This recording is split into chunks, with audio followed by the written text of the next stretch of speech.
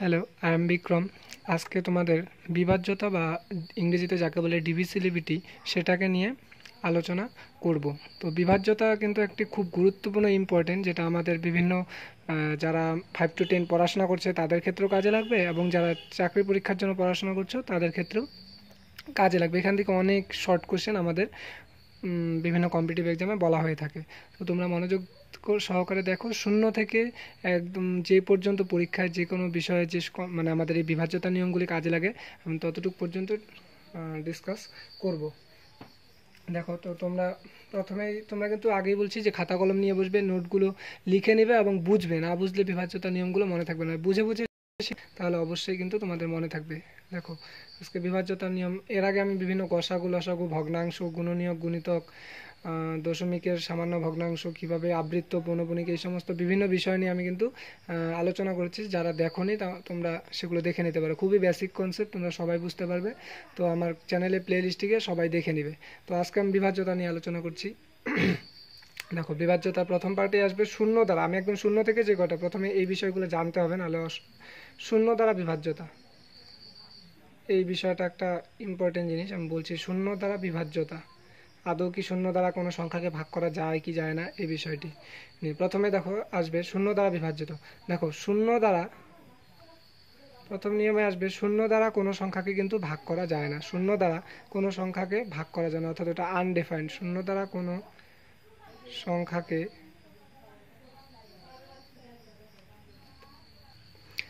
শূন্য দ্বারা দেখো কোনো সংখ্যাকে কিন্তু ভাগ করা যায় না। শূন্য দ্বারা কোনো সংখ্যাকে ভাগ করা যায় না। দেখো কিভাবে আমি দেখিয়ে দিচ্ছি, ভাগ করা যায় না। প্রথমে নিয়ম হলো শূন্য দ্বারা কোনো সংখ্যাকে ভাগ করা না। ধরো আমি লিখলাম উপরে 5, নিচে 0, এর মানে কি বোঝায়? এটা একটা ভগ্নাংশ। এটা যদিও এটা ভগ্নাংশ না, মানে 5/0, অর্থাৎ এটা কিন্তু কোনোদিনও সম্ভব না। অর্থাৎ 0 দিয়ে 5কে কোনোদিনও ভাগ করা সম্ভব না। অর্থাৎ এখানে 0/5, অর্থাৎ এখানে 1000 থাকুক যাই থাকুক, মানে শূন্য দ্বারা কোনো সংখ্যাকে ভাগ করা কিন্তু কখনোই সম্ভব না। অর্থাৎ এটা কি হয় বলো তো? আনডিফাইন্ড। অর্থাৎ 0 দ্বারা 5কে ভাগ করা মানে কি? আনডিফাইন্ড, অর্থাৎ অসংজ্ঞায়িত, অর্থাৎ যার কোনো সংজ্ঞা নেই। অর্থাৎ এটা আনডিফাইন্ড। অর্থাৎ এটা কী হলো? আনডিফাইন্ড। অর্থাৎ শূন্য দ্বারা কিন্তু কোনো সংখ্যাকে ভাগ করা যায় না। কিন্তু এইখানে দেখো, এবার যদি উল্টা দিত, অর্থাৎ শূন্য দ্বারা কিন্তু যে কোনো সংখ্যা, অর্থাৎ 5 দিয়ে কিন্তু শূন্যকে ভাগ করা যাবে। যেমন 5 দিয়ে যে শূন্যকে ভাগ করি, আমরা জানি 5-এর সাথে 0 গুণ করলে কত হয়ে যায়? 0, তারা মিলে গেল। 5 শূন্যয় 0, যে মিলে গেল। তার মানে ভাগফল কত আসলো? 0। তার মানে যে কোনো সংখ্যা দিয়ে শূন্যকে ভাগ করা যায়, কিন্তু শূন্য দিয়ে কাউকেই কি ভাগ করা যায় না। তো এইটুক জায়গা শূন্য দ্বারা বিভাজ্যতার বিষয়টা বুঝতে পারলে। তার মানে শূন্য দ্বারা কাউকে বিভাজ্য করা যায় না, কিন্তু শূন্যকে যে কেউ ভাগ করতে পারে। কিন্তু এখানে একটা জিনিস লেখা হবে, কিন্তু শূন্যকে যে কেউ ভাগ করতে পারে। শূন্যকে যে কোনো সংখ্যা দ্বারা ভাগ করলে কিন্তু ভাগফলই শূন্যই হবে। শূন্যকে যে কোনো সংখ্যা দ্বারা, তুমি 1 কোটি দিয়েও শূন্যকে ভাগ করো, তাও কি ভাগফল শূন্য হবে। শূন্যকে যে কোনো সংখ্যা দ্বারা ভাগ করা যায় এবং কি ভাগফল সবসময় কি হবে? শূন্য হবে। ভাগ করা যায় এবং ভাগফল অবশ্যই কি হবে? শূন্য হবে। তাহলে ভাগফল অবশ্যই শূন্য হবে। এই বিষয়টা তোমরা তাহলে বুঝে গেলে। শূন্য দ্বারা কাউকে ভাগ করা সম্ভব না, কিন্তু শূন্যকে তুমি 5 কেন, তুমি যে 1000 দিয়েও শূন্যকে ভাগ করো, তাও ভাগফল কি আসবে? শূন্য। কারণ 1000-এর সাথে 0 গুণ করলে শূন্যই। আমরা এটা শূন্যের ধর্মে জানি যে শূন্যর সাথে যে কোনো সংখ্যা গুণ করলে ওই শূন্যই হয়। তুমি কোটি গুণ করো আর লক্ষ লক্ষ মিলিয়ন, যত বিলিয়নই গুণ করো না কেন, ওই শূন্যর সাথে যে কোনো সংখ্যা গুণ করলে কিন্তু শূন্যই হয়। এটা শূন্যর একটা বিশেষ ধর্ম। তাহলে শূন্য দ্বারা বিভাজ্যতা বিষয়টা বুঝতে পারলাম। এবার আসবে আমাদের বিষয় আলোচনায় 1 দ্বারা বিভাজ্যতা। এবার কি আসবে? 1 দ্বারা বিভাজ্যতা। দেখো এদিকে, তাহলে শূন্য দ্বারা বিভাজ্যতা তোমরা বুঝে গেছো। এবার কিন্তু আসবে 1 দ্বারা বিভাজ্যতা। দেখো, 1 দ্বারা বিভাজ্যতা। 1 দ্বারা বিভাজ্যতা কি? দেখো, অর্থাৎ 1 দিয়ে কাকে কাকে ভাগ করা যায়। দেখো, প্রথমে 1 দিয়ে কিভাবে বুঝবো? দেখো, 1 দ্বারা বিভাজ্যতা মানে কি? দেখো, জাস্ট একটু যে আমি 0 আর 1টা কিন্তু প্রয়োজন নেই, আমাদের 2 থেকেই শুরু হয় প্রয়োজনটা। আমি তবুও দেখিয়ে দিচ্ছি। ধরো আমি লিখলাম কি 57। এবার 57কে যদি 1 দিয়ে ভাগ করি, আমরা এটা সবাই জানি, অর্থাৎ 57কে 57, অর্থাৎ যেই সংখ্যাকে ভাগ করবো ওইটি ভাগফল আসে, অর্থাৎ 57কে 57, যে মিলে গেল। তার মানে যে 1 দিয়ে যে সংখ্যাকে ভাগ করবো ওই সংখ্যাই উত্তরে ভাগফলে আসে, তাই তো? এটুকু যে আমি নিয়ম লিখলাম না, তোমরা সবাই জানো 1 দিয়ে যে কোনো সংখ্যাকে ভাগ করলে ওই সংখ্যাই তার ভাগফলে আসে, মানে যে সংখ্যাটাকে ভাগ করলাম ওটাই ভাগফলে আসে। এবার যাই হোক, এগুলো আমি লেখাবো না, জাস্ট তোমাদের দেখালাম। এবার আসবে কিন্তু ইম্পর্টেন্ট টার্ম, যে 2 দ্বারা বিভাজ্যতার নিয়ম। 2 দ্বারা বিভাজ্যতার নিয়ম। বিভাজ্যতার নিয়ম দেখো, 2 দ্বারা বিভাজ্যতার নিয়মটা আমি নিয়মটা লেখাবো আর উদাহরণ দিয়ে প্রত্যেকটা বুঝিয়ে দেবো। 2 দ্বারা কোন সময় বুঝতে পারবে, ধরো একটা বিশাল বড় সংখ্যা দিয়ে দিল যে 2534, এটাকে 2 দ্বারা ভাগ করা যায় কিনা তুমি দেখেই কিভাবে বুঝবে। দেখো 2 দ্বারা ভাগ করার ক্ষেত্রে দেখতে হবে, যদি দেখো নিয়মটা লিখে নাও, যদি সংখ্যাটির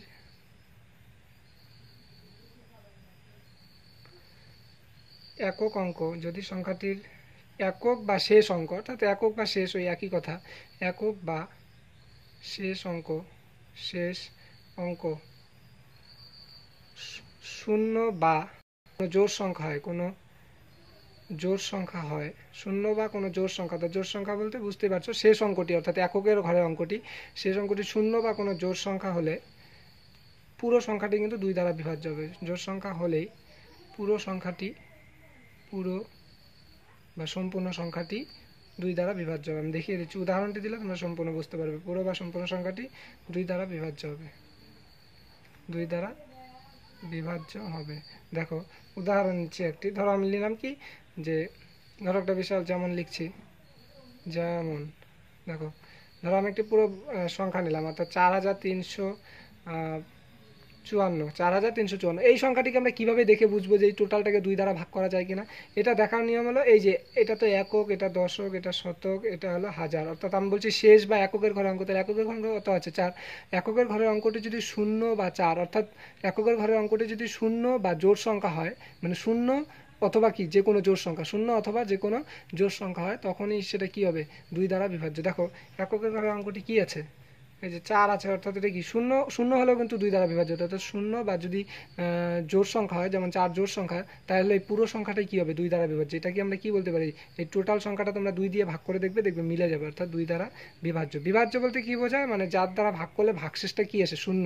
ভাগ তো সবাইকেই করা যায় যে কোনো সংখ্যাকে, কিন্তু কারো কারো ভাগশেষ কি শূন্য থাকে না, অর্থাৎ অবশিষ্ট থেকে যায়। তার মানে 2 দ্বারা বিভাজ্য বলতে এখানে বোঝাচ্ছে যে 2 দ্বারা ভাগ করবে এবং ভাগফল কি আসবে শেষে, শূন্য আসবে। অর্থাৎ 2 দ্বারা বিভাজ্যতার নিয়ম কি পেলাম তাহলে, যত বড় সংখ্যায় থাকুক না কেন, শুধু এককের অঙ্কটা দেখবো যে এককের অঙ্কটা কি শূন্য বা কোনো জোড় সংখ্যা আছে কিনা। শূন্য বা জোড় সংখ্যা থাকলে তখন বুঝতে হবে যে পুরো টোটাল সংখ্যাটা 4354 সংখ্যাটি কি 2 দ্বারা বিভাজ্য।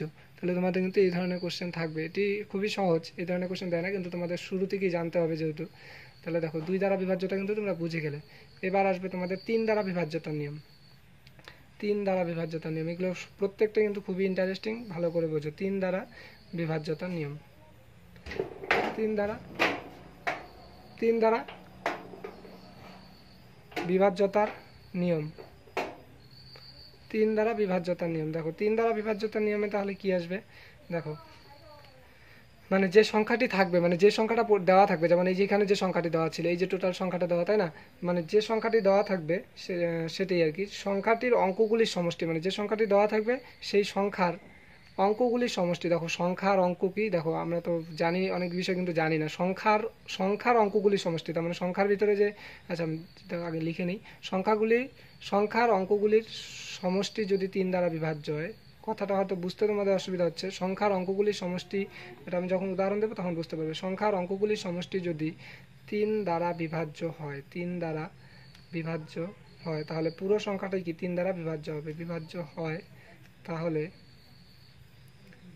সম্পূর্ণ সংখ্যাটি, তাহলে কি সম্পূর্ণ যে সংখ্যাটি আছে, তাহলে সম্পূর্ণ সংখ্যাটি 3 দ্বারা বিভাজ্য হবে, তাহলে সম্পূর্ণ সংখ্যাটি 3 দ্বারা বিভাজ্য হবে। দেখো কিভাবে হয়, সম্পূর্ণ সংখ্যাটি 3 দ্বারা বিভাজ্য। দেখো 2 দ্বারা বিভাজ্যতাটা তো খুবই সোজা, যে এককের অঙ্কটা দেখবো যে শুধু শূন্য বা জোড় সংখ্যা আছে কিনা, তাহলেই হলো 3 দ্বারা ভাজ্য, 3 দ্বারা কি বিভাজ্য হবে, বিভাজ্য হবে। দেখো 2 দ্বারা বিভাজ্যতা নিয়ম আমরা বুঝে গেল যে এককের অঙ্ক শূন্য বা জোড় সংখ্যা, বা 3 দ্বারাটা কিভাবে বুঝবো, দেখো 3 দ্বারা কোনো একক দশক অঙ্ক দেখে বুঝবো না। ধরো আমি একটি সংখ্যা নিলাম 2 4 6 3 7 2, এই এত বড় সংখ্যাটাকে কিভাবে আমরা এক পলকের মধ্যে দেখে বুঝতে পারবো যে সংখ্যাটা 3 দ্বারা এই সংখ্যাটিকে টোটাল ভাগ করা যায় কিনা, কিভাবে বুঝবো। দেখো এই টোটালটা যদি বলি, এই টোটালটাকে বলে সংখ্যা, অর্থাৎ 2,46,372, এইটাকে বলে সংখ্যা। আর এর ভিতরে যে অঙ্কগুলি রয়েছে, হচ্ছে এই যে একটি এককের অঙ্ক, দশকের অঙ্ক, শতকের অঙ্ক, হাজারের অঙ্ক, অযুতের অঙ্ক, তারপরে কি লক্ষর অঙ্ক, অর্থাৎ এই যে ভিতরে 2 4 6 3 7 2, এগুলোকে বলে অঙ্ক। আর এই 2,46,372 এই সম্পূর্ণ যে বললাম কথা, এটাকে বলে সংখ্যা। অর্থাৎ এই সম্পূর্ণটাকে সংখ্যা, আর এর ভিতরে যে বিভিন্ন ফ্যাক্টরগুলো রয়েছে, এই উপাদানগুলো, এগুলোকে বলা হয় কি অঙ্ক। তাহলে সংখ্যার অঙ্ক তফাৎটা বুঝতে পারলে আশা করি। তাহলে কি বলছে, সংখ্যার অঙ্কগুলির সমষ্টি। অর্থাৎ অঙ্কগুলির সমষ্টি মানে কি, এই যে একটি অঙ্ক, এই যে একটি অঙ্ক, এই যে একটি অঙ্ক, এই যে একটি অঙ্ক, এই যে একটি অঙ্ক, এই যে একটি অঙ্ক, তাই তো? এই অঙ্কগুলির সমষ্টিকে যদি 3 দ্বারা ভাগ করা যায়, অর্থাৎ 2 যোগ 4 যোগ 6 যোগ 3 যোগ 7 যোগ 2, দেখো এই অঙ্কগুলির সমষ্টি, অর্থাৎ এই যে পুরো সংখ্যাটির ভিতরে যে অঙ্কগুলি আছে, এই অঙ্কগুলির সমষ্টিকে যদি 3 দ্বারা ভাগ করা যায়, তাহলে কিন্তু একমাত্র এই টোটাল সংখ্যাটাকে 3 দ্বারা বিভাজ্য যাবে। দেখো অঙ্কগুলির সমষ্টি যোগফল, তাহলে 4 2 6 6 6 12 3 কত হয় 15 7 কত 15 7 22 22 7 2 24, তাহলে 24কে দেখো 3 দ্বারা ভাগ করা যায়, এখানে এদের যোগফল কত আসলো 24। এই 24 যেহেতু 3 দ্বারা 24কে কিন্তু 3 দ্বারা ভাগ করা যায়, 3 8 24, এটা আমরা যেহেতু জানি, মানে আমরা এটা ছোট্ট নামতা, এত বড় সংখ্যাটাকে তো আমরা কোনোদিন 3 দ্বারা বুঝতে পারবো না। কিন্তু দেখো সংখ্যার ভিতরে যে অঙ্কগুলির সমষ্টি আছে, এই অঙ্কগুলির সমষ্টি যেহেতু সমষ্টি আসছে 24, আর 24কে যেহেতু 3 দ্বারা ভাগ করা যায়, 24 যেহেতু 3 দ্বারা বিভাজ্য, 3 দ্বারা বিভাজ্য, তাই পুরো সংখ্যাটিও কি, তাই এই 2,46,372 সংখ্যাটিও কি 3 দ্বারা বিভাজ্য। অর্থাৎ সংখ্যার ভিতরে অঙ্কগুলোর সমষ্টি যদি 3 দ্বারা বিভাজ্য হয়, তাহলে কিন্তু এই পুরো সংখ্যাটিও কি হবে 3 দ্বারা বিভাজ্য। আশা করি তোমরা নিয়মটা বুঝতে পারলে।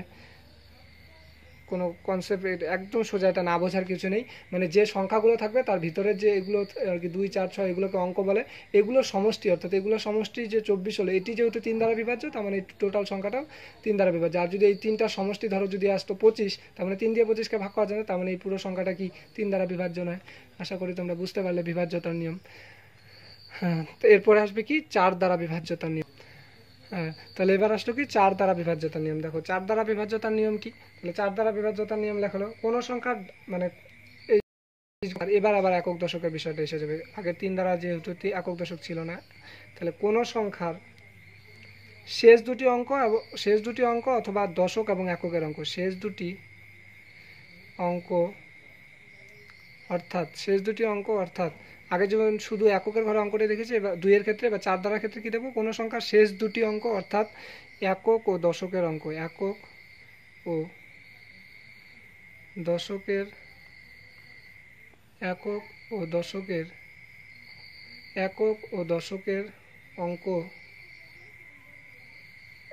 ও দশকের অঙ্ক দ্বারা যে গঠিত সংখ্যা, অঙ্ক দ্বারা গঠিত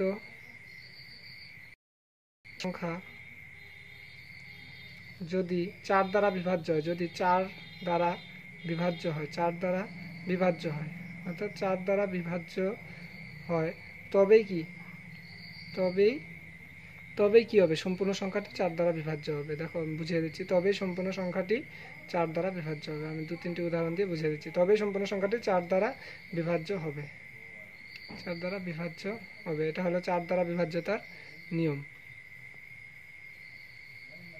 দেখো এটা কিভাবে হবে, কোন সংখ্যার শেষ দুটি অঙ্ক অর্থাৎ একক ও দশকের অঙ্ক দ্বারা, মানে একক আর দশকের অঙ্ক দ্বারা গঠিত যে একটা নতুন সংখ্যা হবে না, ধরো আমি লিখলাম 2432, তাহলে একক আর দশকের অঙ্ক কত 32, অর্থাৎ ওই যে 3 আর 2 দশকের আর এককের অঙ্ক মিলে যে নতুন সংখ্যা গঠিত হলো ওইটুক 32, ওই 32কে 4 দ্বারা ভাগ করা গেলেই টোটাল সংখ্যাটা 4 দ্বারা বিভাজ্য যাচ্ছে। উদাহরণ দিয়ে আমি দেখিয়ে দিচ্ছি, দেখো তোমরা উদাহরণটা দেখে বুঝতে পারবে।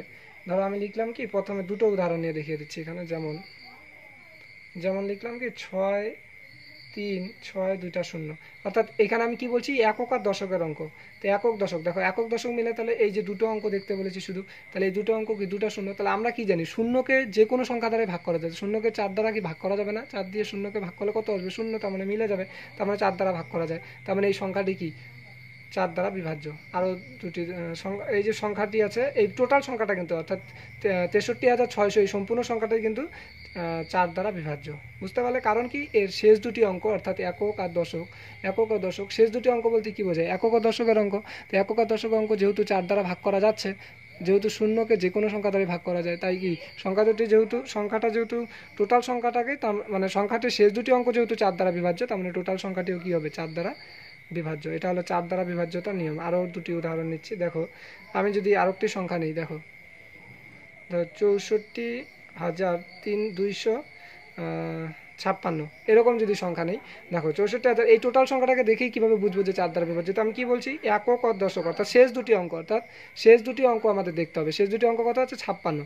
দেখো এই শেষ দুটি অঙ্ককে 4 দ্বারা যদি ভাগ করা যায়, এই শেষ দুটি অঙ্ককে দেখো 4 দ্বারা ভাগ করা যায় কিনা, দেখো 4 দিয়ে, দেখো 4 দ্বারা তাহলে 56কে ভাগ করা যাচ্ছে কিনা, 4 দ্বারা 56 ভাগ করা যায়, কারণ 4 14 আমরা কি জানি 56, তার মানে ভাগ করা যাচ্ছে। তার মানে এই যে টোটাল সংখ্যাটা, এই যে যেহেতু শেষ দুটি অঙ্ক বা একক ও দশকের অঙ্ক 4 দ্বারা ভাগ করা যাচ্ছে, তার মানে সম্পূর্ণ সংখ্যাটিও কি হবে? সংখ্যাটি 4 দ্বারা বিভাজ্য। আর যদি মনে করে এই দুটো সংখ্যা 4 দ্বারা বিভাজ্য না হয়, তাহলে টোটাল সংখ্যাটা কি 4 দ্বারা বিভাজ্য নয়। আর যেহেতু ভাগ করা যাচ্ছে, তাই 4 দ্বারা বিভাজ্য। বুঝতে পারলে আশা করি। এই গেল 4 দ্বারা বিভাজ্যতার নিয়ম। বিভাজ্যতার নিয়মটা কি বললাম? কোনো সংখ্যার, অর্থাৎ এই যে সংখ্যাটা, কোনো সংখ্যার শেষ দুটি অঙ্ক, অর্থাৎ এই যে দেখো শেষ দুটি অঙ্ক, অর্থাৎ একক দশকের অঙ্ক কি আছে? 4 দ্বারা কি যাচ্ছে? শেষ দুটি অঙ্ক দ্বারা গঠিত সংখ্যা, অর্থাৎ এই শেষ দুটি অঙ্ক দ্বারা গঠিত সংখ্যা কি হলো? দুটো শূন্য। এই দুটো সংখ্যাকে যেহেতু 4 দ্বারা ভাগ করা যায়, তাহলে এই টোটাল সংখ্যাটিকে 4 দ্বারা ভাগ করা যায়। আশা করি তোমরা বুঝতে পারছো। এবার আসবো 5 দ্বারা বিভাজ্যতার নিয়ম। 5 দ্বারা বিভাজ্যতার নিয়ম খুবই সোজা। দেখো 5 দ্বারা বিভাজ্যতার নিয়ম, 5 দ্বারা বিভাজ্যতার নিয়ম, এটি খুবই সোজা। দেখো কোনো ব্যাপারই না, একদম সোজা, তোমাদের মনে রাখতে কোনো রকম অসুবিধা হবে না। কোনো সংখ্যার এককের ঘর অঙ্ক বা শেষ অঙ্ক, কোনো সংখ্যার এককের অঙ্ক, এককের অঙ্ক বা শেষ অঙ্ক যদি, এককের অঙ্ক বা শেষ অঙ্কটি, এককের অঙ্ক মানে শেষের অঙ্কটি বোঝায়। কোনো সংখ্যার এককের অঙ্ক বা শেষ অঙ্কটি যদি 5 অথবা 0 হয়, যদি 5 বা 0 হয়, তাহলেই একমাত্র টোটাল সংখ্যাটা 5 দ্বারা বিভাজ্য। কোনো সংখ্যার এককের অঙ্ক বা শেষ অঙ্কটি যদি 5 বা 0 হয়, তবেই সম্পূর্ণ সংখ্যাটি 5 দ্বারা বিভাজ্য। তবেই সম্পূর্ণ সংখ্যাটি 5 দ্বারা বিভাজ্য হবে, আদারওয়াইজ কিন্তু 5 দ্বারা বিভাজ্য হবে না। তবেই সম্পূর্ণ সংখ্যাটি কি 5 দ্বারা বিভাজ্য, 5 দ্বারা বিভাজ্য। দেখো কিভাবে, তাহলে আমি একটি দেখো সংখ্যা নিচ্ছি 5 দ্বারা বিভাজ্য ক্ষেত্রে। ধরো আমি দুটি সংখ্যা প্রথমে লিখলাম যেমন, তাহলে নিয়মটা তোমরা কিন্তু লিখে নেবে আমি যেটা বলছি। তাহলে কি বললাম, কোনো সংখ্যার এককের অঙ্ক বা শেষ অঙ্কটি যদি 5 বা 0 হয়, তবেই কি সম্পূর্ণ সংখ্যাটি 5 দ্বারা বিভাজ্য। যেমন ধরো আমি একটি সংখ্যা লিখলাম, ধরো 34 5 6 0, আর একটি লিখলাম কি 34 2 5। এই দেখো আমি কি বলছি, জাস্ট এখানে দেখতে বলছি কোনো সংখ্যার এককের অঙ্ক বা শেষ অঙ্কটি। তাহলে এককের অঙ্ক মানে এটি, অর্থাৎ এটি শেষের অঙ্ক প্লাস এককের অঙ্ক, এর জন্য আমি বা দিয়েছি এককের অঙ্ক অথবা শেষ অঙ্ক। এখানেও এককের অঙ্কটা যদি হয় 0 অথবা কি 5 হয়, তাহলেই একমাত্র টোটাল সংখ্যাটা কি 5 দ্বারা বিভাজ্য হবে। দেখো এখানে এককের অঙ্ক 0, এই সংখ্যাটা তো কি এককের অঙ্ক 5, তার মানে এই দুটো যে সংখ্যা লিখলাম, এখানে দুটি সংখ্যা লিখেছি, এই যে একটি সংখ্যা, এই যে একটি সংখ্যা, এই দুটি সংখ্যাই কি 5 দ্বারা বিভাজ্য। দুটি সংখ্যাই, কারণ কি এদের এই সংখ্যার শেষের অঙ্কটি কি আছে 0 অথবা 5, অর্থাৎ হয় 0 থাকতে হবে, নয় 5 থাকতে হবে। দুটোর মধ্যে একটি থাকলে একমাত্র কি 5 দ্বারা বিভাজ্য। দুটি সংখ্যাই 5 দ্বারা বিভাজ্য। কিন্তু ধরো যদি 5 না থাকে, ধরো এরকম কোনো সংখ্যা থাকলো, তাহলে তোমরা দেখেই বুঝতে পারবে যে এটা 5 দ্বারা বিভাজ্য নয়। ধরো তোমাদের সংখ্যাটা এরকম ছিল 34,561, তাহলে কিন্তু এটা তোমরা দেখেই বুঝতে পারবে যে 5 দ্বারা বিভাজ্য নয়। কারণ কি একক বা শেষের যে অঙ্কটি, এটা কিন্তু 0 বা 5 কোনোটাই নেই, যেহেতু 1 2 3 এগুলো থাকলে কিন্তু হবে না। তাহলে এককের অঙ্ক কি হবে, 0 বা 5 থাকতে হবে 5 দ্বারা বিভাজ্যতার ক্ষেত্রে। তাহলে এককের অঙ্ক যেহেতু 0 বা 5 নয়, তাহলে এটি কি 5 দ্বারা বিভাজ্য নয়। তাহলে এটা কি বলবে, 5 দ্বারা বিভাজ্য নয়। আশা করি তোমরা বুঝতে পারলে 5 দ্বারা বিভাজ্যতার নিয়ম। এবার আসবে দেখো 6 দ্বারা বিভাজ্যতার কোনো নির্দিষ্ট নিয়ম নিয়েই আমি জাস্ট বুঝিয়ে দিচ্ছি। 6 দ্বারা বিভাজ্যতার নিয়ম, বিভাজ্যতার নিয়ম, 6 দ্বারা বিভাজ্যতার নিয়ম কি দেখো, 6 দ্বারা বিভাজ্যতার নিয়মের ক্ষেত্রে দেখো কি আসবে। 6 দ্বারা বিভাজ্যতা, যে সংখ্যাগুলো 2 ও 3 দুটি দ্বারাই বিভাজ্য। দেখো 6 দ্বারা বিভাজ্যতার নিয়ম কি, যে সংখ্যাগুলি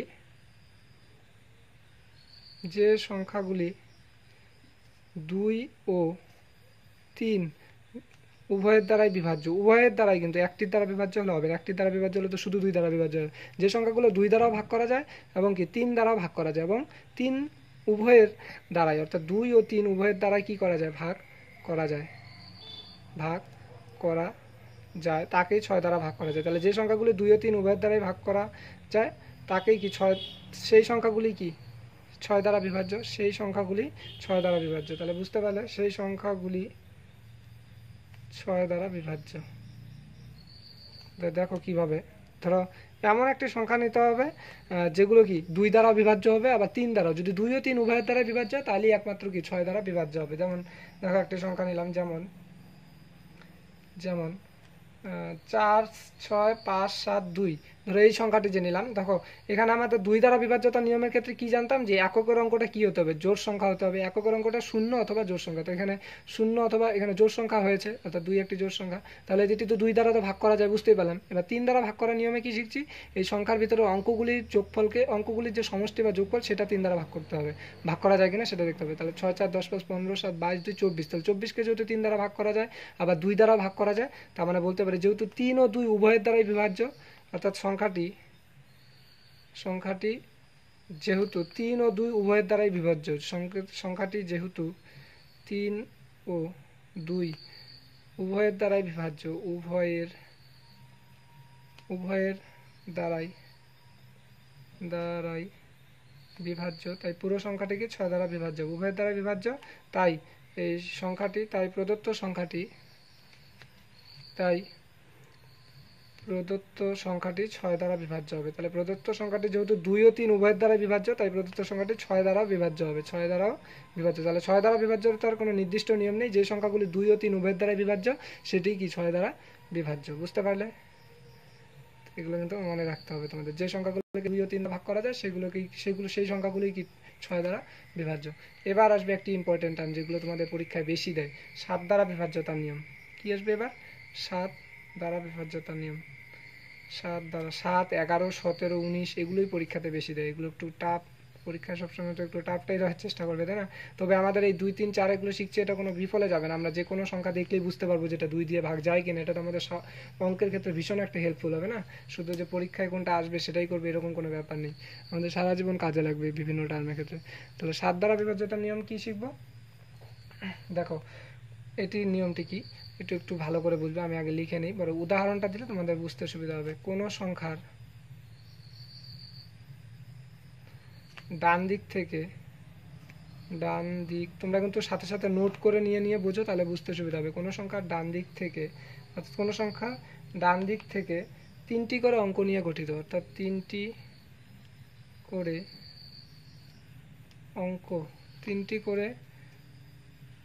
অঙ্ক নিয়ে গঠিত, নিয়মটি আগে লিখে নাও। 3টি করে অঙ্ক নিয়ে গঠিত অঙ্কগুলি 3টি করে অঙ্ক নিয়ে গঠিত অঙ্কগুলির জোড় স্থান ও বিজোড় স্থানের যোগফলের জোড় ও বিজোড় স্থানের যোগফলের বিয়োগফল, জোড় ও বিজোড় স্থানের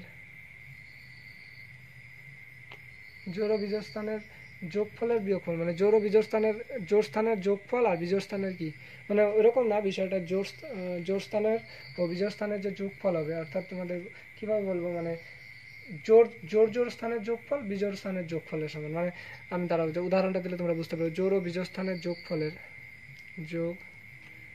উদাহরণটা দিলে তোমরা ক্লিয়ার স্পষ্ট হবে বিষয়টি। জোড় ও বিজোড় স্থানের, নাহলে ভাষাটি বুঝতে কঠিন হবে। জোড় ও বিজোড় স্থানের যোগফলের বিয়োগফল যদি শূন্য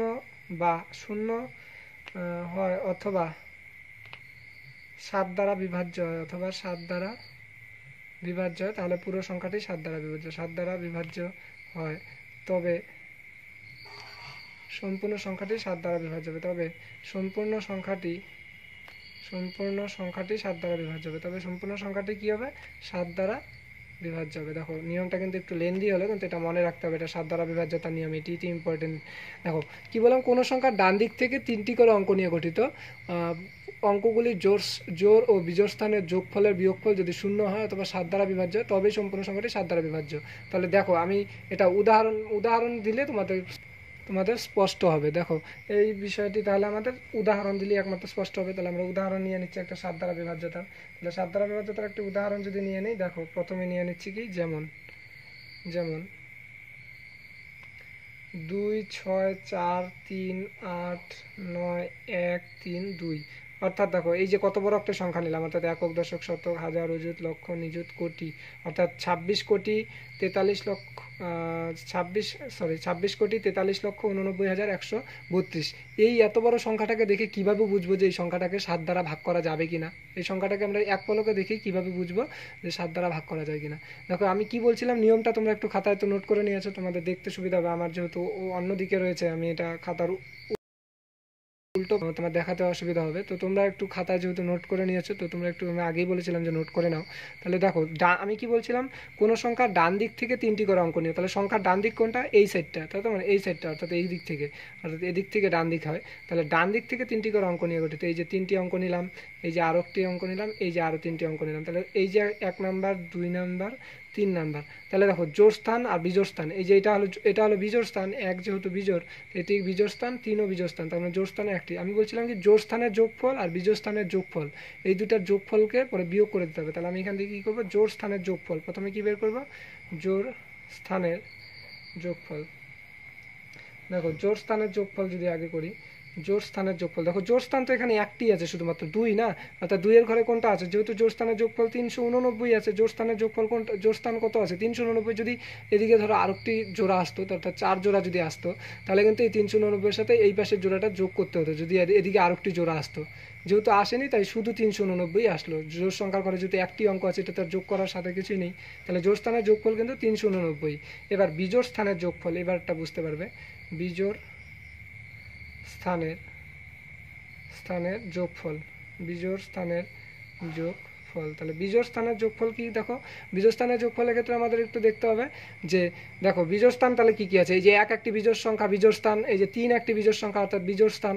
অর্থাৎ এই বিজোড় স্থানের যে সংখ্যাগুলো আছে, অর্থাৎ প্রথম বিজোড় স্থানে কত আছে 132, আবার 3 এই বিজোড় স্থানে কত আছে 264। অর্থাৎ বুঝতে পারলে তো, জোড় স্থানের মানে জোড় স্থানেরগুলো জোড় স্থানের সাথে যোগফল হবে, বিজোড় স্থানের যেগুলো আছে বিজোড় স্থানেরগুলো একসাথে যোগফল হবে। পরে এই যে দুটি যোগফল পাবো, এদের বিয়োগফল যদি 7 দ্বারা বিভাজ্য হয়, তাহলে পুরো সংখ্যাটা 7 দ্বারা বিভাজ্য হবে। তাহলে 389 আর এদের যোগফল কত পেলাম, 4 2 6 6 3 9 2 আর 1 3, তার মানে কত পেলাম 4 2 6 6 3 9 2 আর 1 3, তাহলে 396। এবার আমি কি বলছি, এদের বিয়োগফল, অর্থাৎ এই যে বিজোড় স্থানের যোগফল পেলাম, জোড় স্থানের যোগফল, এদের বিয়োগফল, অর্থাৎ যেহেতু আমরা বিয়োগের ক্ষেত্রে কি করি, বড়টা উপরে লিখি, তাহলে বিজোড় স্থানের যোগফল যেহেতু বড় আছে তাই 396 উপরে লিখলাম, আর জোড় স্থানের যোগফল কত আছে 389। দেখো এদের বিয়োগফল, অর্থাৎ 16 থেকে 9 বাদ দিলে 7, 18 না মিলে গেল 0।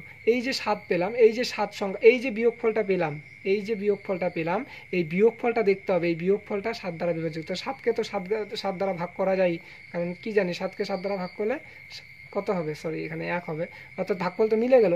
তার মানে এই যে কি করলাম, দেখো জোড় স্থানের যোগফল, বিজোড় স্থানের যোগফল, এই বিজোড় স্থানের জোড় স্থানের যোগফল আর বিজোড় স্থানের যোগফলের মধ্যে কি করলাম, যেটি বড় সেটিকে উপরে দিলাম, অর্থাৎ এদের মধ্যে ডিফারেন্স বের করলাম, এদের যে পার্থক্য, সেই পার্থক্য সংখ্যাটা, অর্থাৎ বিয়োগফলটা কি হচ্ছে 7 দ্বারা ভাগ করা যাচ্ছে কিনা। নিয়মটা একটু দেখে নেবে তোমরা, ওই পাশে মানে খাতায় যদি নোট করা থাকে, মানে আমি যেটা লিখাইছি, সো সেই নিয়মটা দেখে নেবে। তো দেখো 7, যেহেতু বিয়োগফলটাকে 7 দ্বারা ভাগ করা যাচ্ছে, তাই এই টোটাল সংখ্যাটাকে কি বলবো 7 দ্বারা ভাগ করা যায়, তার মানে এই সংখ্যাটি 7 দ্বারা বিভাজ্য।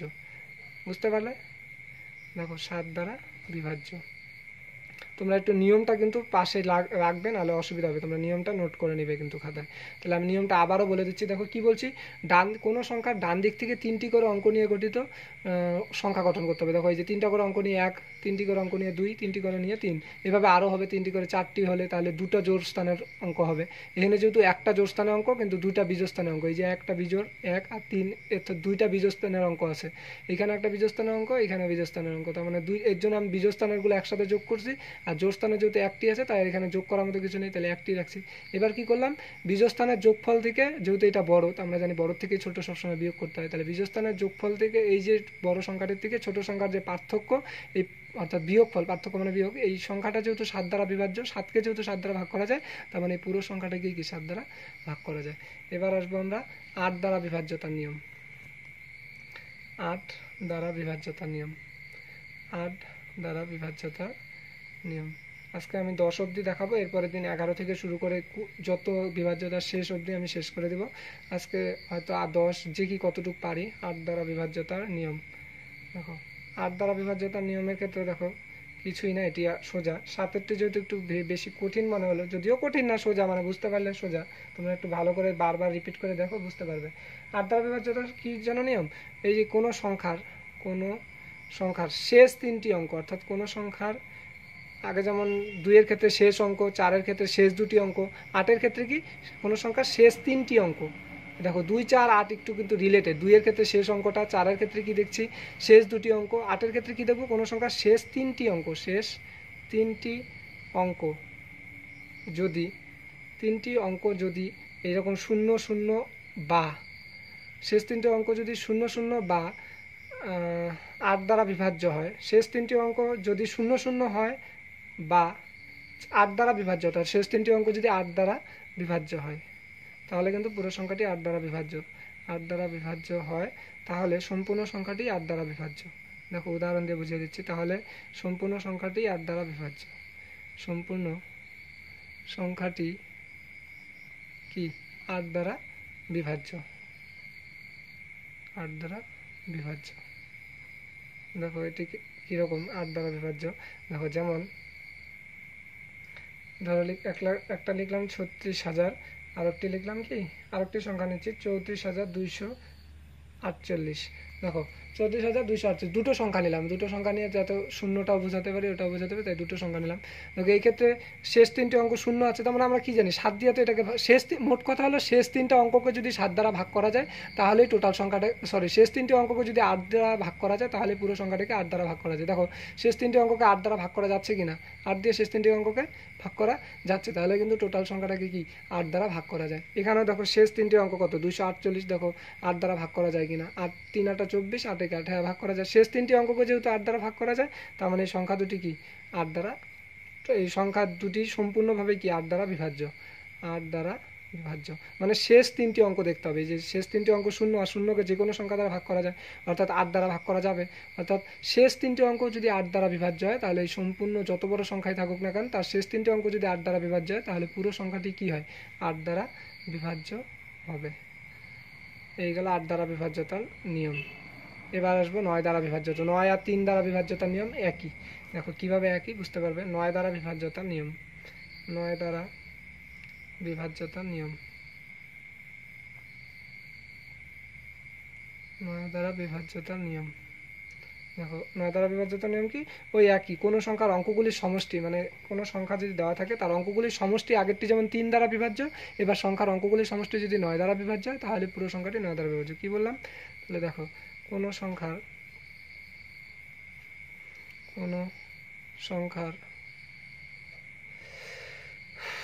অঙ্কগুলির যোগফল, অঙ্কগুলির সমষ্টি বা যোগফল, অঙ্কগুলির সমষ্টি লিখলেও তোমরা বুঝতে পারবে, যোগফলও আশা করি এগুলো নিয়ে তোমাদের প্রবলেম নেই। কোনো সংখ্যার অঙ্কগুলির সমষ্টি যদি 9 দ্বারা বিভাজ্য হয়, যদি 9 দ্বারা বিভাজ্য হয়, তাহলে কিন্তু পুরো সংখ্যাটি 9 দ্বারা বিভাজ্য হবে। তাহলে পুরো সংখ্যাটি 9 দ্বারা বিভাজ্য হবে। সংখ্যাটি 9 দ্বারা বিভাজ্য।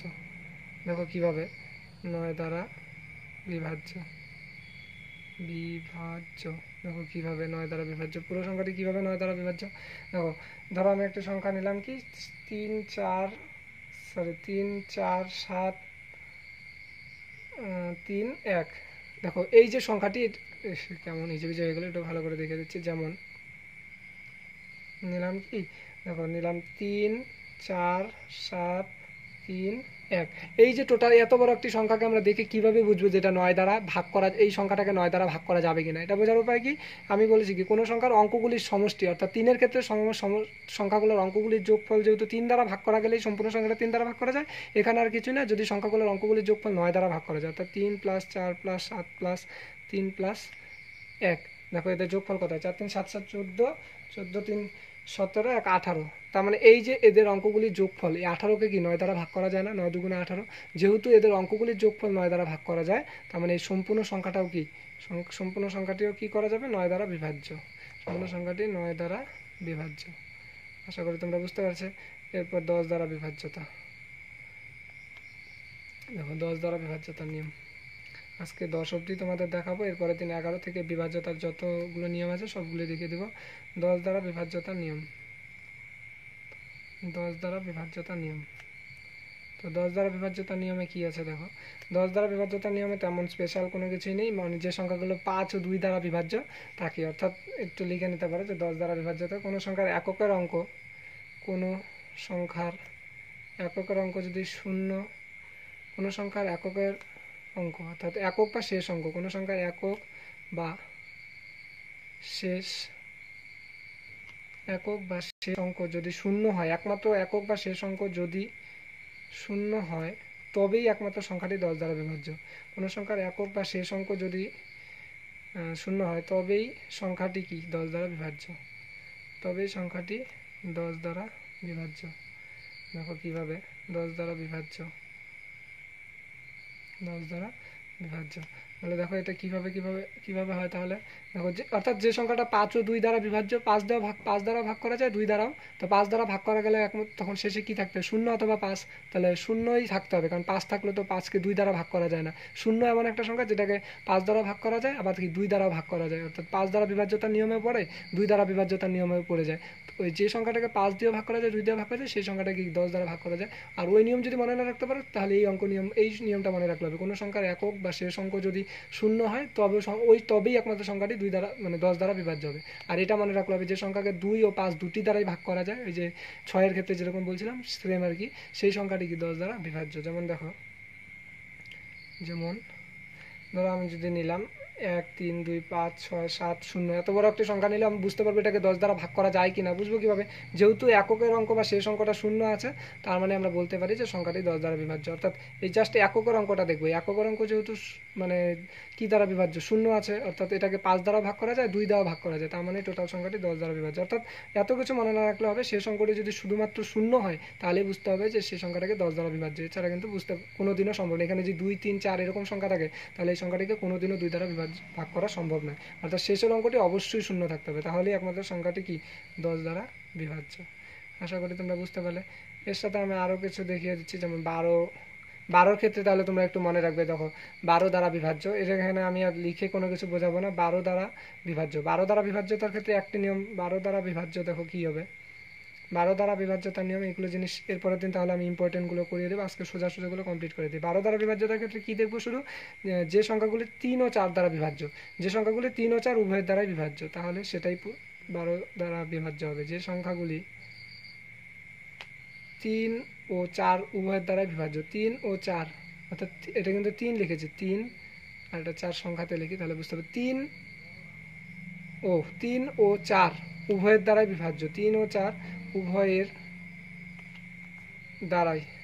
দ্বারাই বিভাজ্য। অর্থাৎ যে সংখ্যাকে 3 ও 4 উভয়ের দ্বারাই ভাগ করা যায় তাকে কিন্তু মানে 3 দ্বারা বিভাজ্যতার নিয়মে পড়ে, আবার 4 দ্বারা ভাগ করা যায় ওই সংখ্যাটিকে, তবেই কি 12 দ্বারা ভাগ করা যাবে বিভাজ্য, তাহলে সম্পূর্ণ সংখ্যাটি কি 12 দ্বারা বিভাজ্য হবে। তাহলে টোটাল মানে সম্পূর্ণ একটু বুঝে নিও, অর্থাৎ কমপ্লিট সংখ্যাটি, টোটাল সংখ্যাটি 12 দ্বারা বিভাজ্য, 12 দ্বারা বিভাজ্য।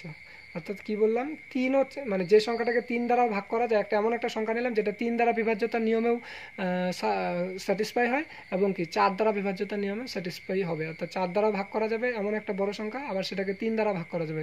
যদি দুটো দ্বারাই ভাগ করা যায় তখন ওই টোটাল সংখ্যাটাকে অবশ্যই কত দিয়ে ভাগ করা যাবে, 12 দ্বারা ভাগ করা যাবে। এই জিনিসটা জেনে রাখবে। 12 এরকম করে কিন্তু 15-র ক্ষেত্রেও কি হয়, 3 গুণন 5 দ্বারা ভাগ করা যায়। তো আমি একটু লিখে দিচ্ছি, এই বিষয়গুলো তোমরা জেনে রাখবে, এর পরের দিন তাহলে আমার এই বিষয়গুলো আর বোঝাতে হবে না, তাহলে আমি শুধু 11 17 19 এগুলো বুঝিয়ে আরও কিছু টুকিটাকি আরও বিভাজ্যতার কিছু নিয়ম আছে ওগুলো বুঝিয়ে দেবো। দেখো তাহলে এরপরে আমি যেটা বললাম 15 দ্বারা বিভাজ্যতার নিয়ম, অর্থাৎ 15 দ্বারা, এটার ক্ষেত্রে জাস্ট মনে রাখলে হবে যে 3 ও 5 দ্বারা যে সংখ্যাগুলিকে ভাগ করা যায়, অর্থাৎ 15 দ্বারা বিভাজ্যতার নিয়মের ক্ষেত্রে কি মনে রাখতে হবে, যে সংখ্যাগুলিকে বিভাজ্যতার নিয়ম 15 দ্বারা, আর আমি যেগুলো বাদ গেলে অর্থাৎ 11 13 এগুলো আমি পরের দিন দেখিয়ে দেবো, আজকে শুধু একটি পার্টে এটা প্রথম পার্টে এটুকুই দেখিয়ে দিচ্ছি। 15 দ্বারা বিভাজ্যতার নিয়মের ক্ষেত্রে যে সংখ্যাগুলি 3 ও 5 উভয়ের দ্বারাই বিভাজ্য, যে সংখ্যাগুলি 3 দ্বারা বিভাজ্য আবার কি 5 দ্বারাও বিভাজ্য, যে সংখ্যাগুলি ওই যে এই ক্ষেত্রে তাহলে কি পেলাম, 6 12 15 এই সংখ্যাগুলি দেখছি কি যে মানে দুটো আগের যে সংখ্যা, নতুন সংখ্যা দ্বারা যে আগের যে সংখ্যাগুলো দ্বারা ভাগ করা যাচ্ছে, মানে দুটো করে নিয়মকে যদি ফলো করে তাহলে বিভাজ্য হয়ে যাচ্ছে। অর্থাৎ যে সংখ্যাগুলি 3 ও 5 উভয়ের দ্বারাই বিভাজ্য, 3 দ্বারা মানে যে সংখ্যাকে 3 ও 5 উভয়ের দ্বারাই ভাগ করা যায়, উভয়ের ছয়ের ক্ষেত্রে আমি বুঝিয়ে দিয়েছি কীভাবে আর কি, উদাহরণ দিয়ে। এখানে আর উদাহরণ দিব না, তোমরা বুঝে গেছো আশা করি। যে সংখ্যাগুলি 3 দ্বারাই বিভাজ্য, উভয়ের দ্বারাই বিভাজ্য, তারাই একমাত্র কি 15 দ্বারা বিভাজ্য, তারাই আবার কি 15, মানে যে সংখ্যাকে 3 দ্বারা ভাগ করা যায় আবার 5 দ্বারাও ভাগ করা যায়। শুধু 3 দিয়ে ভাগ করা গেল অথবা শুধু 5 দিয়ে ভাগ করা গেলো তাহলে হবে না, মানে 3 ও 5 দুইটুকি দ্বারাই ভাগ করা যাবে, তখনই কি হবে 15 দ্বারা বিভাজ্য হবে, তারাই 15 দ্বারা বিভাজ্য। বুঝতে পারলে? আর 3 আর 5 দ্বারা বিভাজ্যতার নিয়ম আমি লিখিয়েছি, এখানে আর নতুন করে বলার কিছু নেই। এমন একটা সংখ্যা লিখবে যেটাকে 3 দ্বারা ভাগ করা যায়, মানে তোমার যখন পরীক্ষা কোশ্চেন দেওয়া থাকবে এমন একটা সংখ্যা লিখে দিল, বললো এটা 15 দ্বারা বিভাজ্য কিনা এরকম বললো, তখন তোমার দেখতে হবে যে সংখ্যাটিকে 3 দ্বারা ভাগ করা যাচ্ছে এবং 5 দ্বারা ভাগ করা যাচ্ছে কিনা। যদি দুটো দ্বারাই ভাগ করা যায় তাহলে টোটাল সংখ্যাটা 15 দ্বারা বিভাজ্য হবে। এরকম করে কিন্তু 18রও সেম, 18 দ্বারা বিভাজ্যতা তাহলে কি হবে, 18 দ্বারা বিভাজ্যতার ক্ষেত্রে সেম। তাহলে 9 ও 2 দ্বারা যদি ভাগ করা যায় তার মানে ওই টোটাল সংখ্যাটা 18 দ্বারা বিভাজ্য। তাহলে 18 দ্বারা বিভাজ্যতার নিয়ম কি, যদি সম্পূর্ণ সংখ্যাটি, আশা করি তোমরা বুঝতে পারছো, এগুলো কিন্তু একই জিনিস, এই 6, 15, 18 এগুলোর খালি জাস্ট মনে রাখতে হবে যে কোন কোন সংখ্যাগুলো। তাহলে যদি সম্পূর্ণ সংখ্যাটি 9 ও 2 দ্বারা বিভাজ্য হয়, 9 ও 2 উভয়ের দ্বারাই কি হয় বিভাজ্য, উভয়ের দ্বারাই বিভাজ্য হয়, তাহলে সম্পূর্ণ সংখ্যাটি কি 18 দ্বারা বিভাজ্য। তাহলেই সম্পূর্ণ সংখ্যাটি 18 দ্বারা বিভাজ্য। আশা করি তোমরা বুঝতে পারলে। যে সংখ্যাগুলো 9 দ্বারা ভাগ করা যায় বা 2 দ্বারা ভাগ করা যায়, তা সেই সংখ্যাগুলি কি, অর্থাৎ সেই সংখ্যাটি জোড় সংখ্যা হতে পারবে এবং সংখ্যাগুলির অঙ্কগুলির যোগফল কি 9 দ্বারা বিভাজ্য হবে, তাহলেই কি হবে, সেই সংখ্যাটা 18 দ্বারা বিভাজ্য হবে। সম্পূর্ণ সংখ্যাটি 18 দ্বারা বিভাজ্য। এরপরে আসবে কি 20 দ্বারা বিভাজ্য। 20 দ্বারা বিভাজ্য সেম, 4 ও 5 দ্বারা যদি বিভাজ্য হয় তার মানে সম্পূর্ণ সংখ্যাটা 20 দ্বারা বিভাজ্য। তাহলে 20 দ্বারা বিভাজ্যতার নিয়ম কি শিখলে তাহলে? 19 দ্বারা বিভাজ্যতার নিয়মটা আলাদা, সেটা আমি এরপরের দিন করিয়ে দেবো। 19 দ্বারা বিভাজ্য, যেহেতু আমি আজকে সোজাগুলো কমপ্লিট করে দিলাম, এরপরের দিন কঠিন যে বিষয়গুলো আছে সেটা নিয়ে আমি দ্বিতীয় পার্টে আলোচনা করবো। আজকে 20 দ্বারা বিভাজ্য কি, যে সংখ্যাগুলি 4 ও 5 দ্বারা বিভাজ্য, যে সংখ্যাগুলি 4 ও 5 উভয়ের দ্বারাই বিভাজ্য, যে সংখ্যাগুলি 4 ও 5 উভয়ের দ্বারাই কি বিভাজ্য, যে সংখ্যাগুলি 4 ও 5 উভয়ের দ্বারা বিভাজ্য, সেই সংখ্যাগুলি কি 20 দ্বারা বিভাজ্য, সেই সংখ্যাগুলি 20 দ্বারা বিভাজ্য। আশা করি তোমরা বুঝতে পারলে এই বিষয়ে সম্পূর্ণ যতটুকু আমি পড়ালাম। এরপরের দিন আমি আর বাকি যেগুলো আছে সেগুলো কমপ্লিট করিয়ে দেবো। তো তোমরা এতটুকু ধৈর্য ধরে প্লিজ স্কিপ না করে অ্যাটলিস্ট দেখো, নাহলে বুঝতে পারবে না, একটা না বুঝলে আর একটা বুঝবে না। তাই সম্পূর্ণ ভিডিওটা দেখলে তোমাদের অবশ্যই উপকৃত আসবে। আর সেকেন্ড অপশানটা আমি এর পরবর্তী 2-1 মধ্যে দিয়ে দেবো। তো তোমরা আমার ভিডিওটি যদি ভালো লাগে এবং লাইক বাটনে ক্লিক করো অবশ্যই, আর নোটিফিকেশন বেলটা অবশ্যই ক্লিক করবে, তাহলে আমি এই বিষয়ে আরও যখন নতুন নতুন ভিডিও দেবো তোমরা অবশ্যই সাথে পেয়ে যাবে নোটিফিকেশন। তাই অবশ্যই নোটিফিকেশন বেলটা আইকন। তো থ্যাংক ইউ, আজকে এই পর্যন্তই, বাই।